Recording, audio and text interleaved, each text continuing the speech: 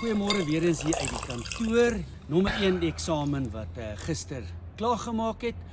Ons sê vir die kinders baie sterkte. Ek weet dit sal goed gaan. En dan net 'n opvolg daarop. Ons het 'n ouer aand die 23ste Junie.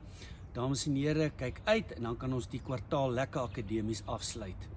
Dan ook die snoepie. Ons is nou by fase 2. Kyk uit in die inligtingsbrief vir die spyskaart. As ook die videoetjie hoe om die bestellings te doen. Ons gaan bietjie oorgaan ook nou na warm kos toe. Maar kyk uit, enige navrae asseblief skakel die skool.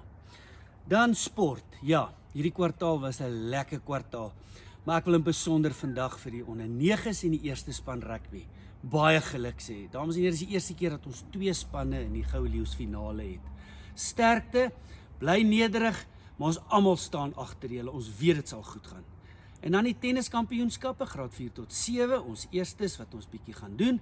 Sterkte vir elke kind wat daar speel, geniet dit en ek weet dit sal goed gaan. Dan die lang naweek volgende week, skool sluit Woensdag om 12:00.